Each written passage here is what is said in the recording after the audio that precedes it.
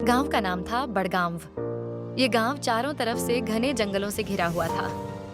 गांव के लोग सदियों से यहाँ रह रहे थे, लेकिन गांव में एक अजीब सा डर हमेशा बना रहता था। लोग सूरज ढलते ही अपने घरों में दुबक जाते थे। किसी को भी रात के समय बाहर निकलने की हिम्मत नहीं होती थी। यह कहानी कई साल पुरानी है। गांव के बड़े बुजुर्गों के अनुसार सैकड़ों साल पहले इस गांव में एक महान योद्धा रहता था, जिसका नाम था वीरभद्र।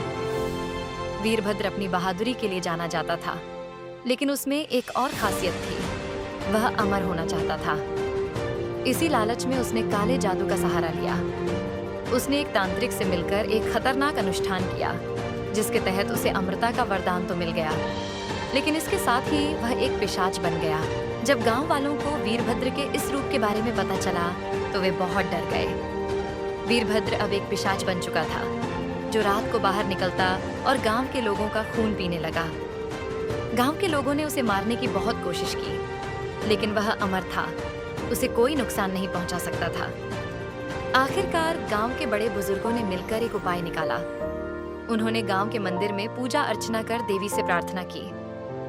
देवी ने उनकी प्रार्थना सुन ली और वीरभद्र को गांव के बाहर एक गुफा में कैद कर दिया। लेकिन गुफा में कैद होने से पहले वीरभद्र ने गांव पर एक शाप दे दिया कि वह गुफा से कभी बाहर नहीं आएगा, लेकिन उसकी आत्मा हर रात गांव में घूमेगी और लोगों का खून पिएगी। गांव के लोग इस शाप से बहुत डर गए। उन्हें समझ नहीं आ रहा था कि वे क्या करें। कुछ समय तक सब कुछ शांत रहा, लेकिन फिर एक रात गांव के एक व्यक्ति की लाश उसके घर में मिली। उसके शरीर से सारा खून गायब था। ये देखकर गांव में खौफ फैल गया।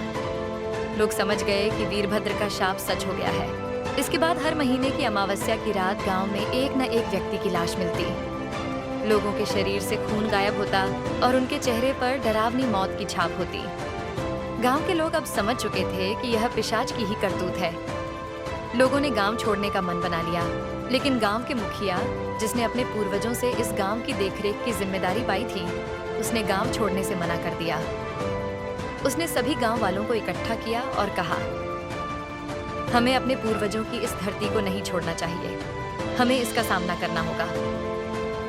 मुखिया के कहने पर गांव वालों ने पिशाच से लड़ने की योजना बनाई। उन्होंने गांव के चारों तरफ पवित्र धागों से घेरा बना दिया और गांव के मंदिर में एक विशाल यज्ञ का आयोजन किया।